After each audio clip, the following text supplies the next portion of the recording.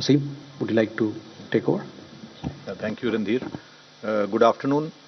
At the beginning, I would like to reiterate that the well-being, safety and security of the large Indian community residing in the Gulf and West Asia region remains our utmost priority, and to this effort, we are constantly monitoring the current situation and are also closely in touch with the local host governments in all the concerned countries.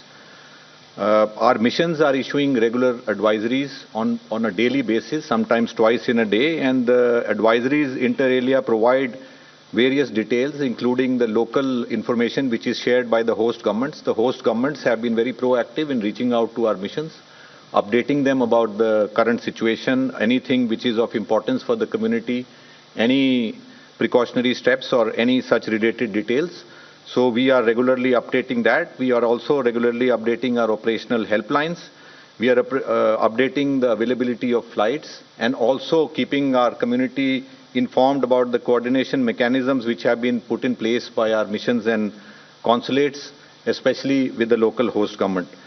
The Ministry of External Affairs has a dedicated control room which is addressing many of the queries. We are also in close touch with all the state governments and governments of union territories to update them, and they have been in touch with us. Whatever information we are receiving on a real-time basis, it is being shared, and our missions are immediately reaching out. The helplines of our missions are working 24/7, including through various media channels and also through other social media applications. As I mentioned earlier, the local governments, the missions are in local touch with them, including the civil aviation authorities, the Ministry of Foreign Affairs, and other concerned agencies of these countries, which are keeping us informed about the current situation.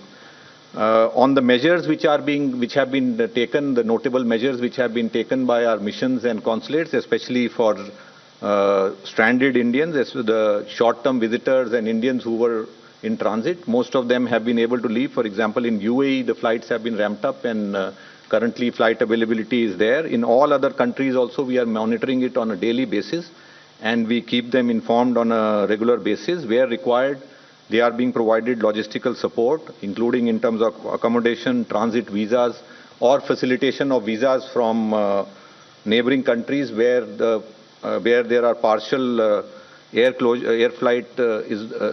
flights are not available or airspace is closed, and they are then being assisted for visas. For the resident communities there, our missions in different configurations and geometries are engaging with the community on a regular basis. We have a very vast network of community organizations across these countries. As you are aware, we have a very large diaspora, and these community organizations are also in close touch with our missions, and they are also supporting in our efforts to disseminate information. And I must add that it is important that the information is credible and authentic, and to that extent, I think we need to exercise caution. I will like to update you on the current flight situation and airspace positions. As far as information available with us, we have almost around 130,000 passengers who have returned to India through various flights which are operating. Non-scheduled commercial flights are also operating.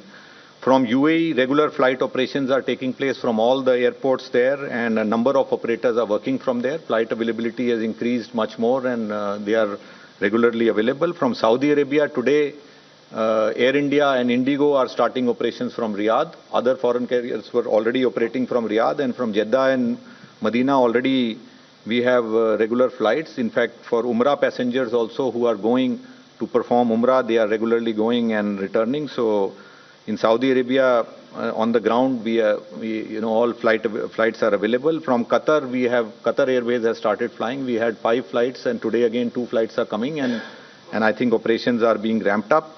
From Kuwait, they are working from a nearby AQI airport in Saudi Arabia. We are hopeful that from there also the Al Jazeera Airways, they will start operations to India, but we have facilitated movement of passengers from Kuwait via Saudi Arabia. From Bahrain, Gulf Air is operating from Dammam, and they have also made arrangements for people to get transit visas and go directly. So I think they will also be ramping up operations in the next few days, and in Oman regular flights are available. So overall the flight connectivity is improving, and flights are available, and in most of these places we have worked out modalities and mechanisms for people to travel. One of the incidents which has happened today, my colleague has already updated you about the incident on MT Seaface Vishnu, which was conducting loading operations off Khor al-Zubair post near Basra today. And out of the 28 crew members, 16 were Indian, and there were 16 Indian nationals. Unfortunately, one Indian national lost his life, and we expressed our deepest condolences for that. But I must mention that our mission has reached out to them. They are in touch with them. We are trying to reach out to the families of all the crew members also, and they have been safely rescued, and we will continue to render all assistance to them. And finally, I should mention that our missions and posts are innovating. They are trying to take steps which are which basically to update our communities on a real-time basis, and we continue to monitor this current situation. We have our helplines are constantly open, and as an abundant caution on the media front especially, I think we need to exercise caution, especially on generation of fake content and other reports which are not credible. So that is what I have to share with you today. Thank you. Thank you very much. I request Senthil Rajan, Ministry of Information Broadcasting, Joint Secretary, to brief.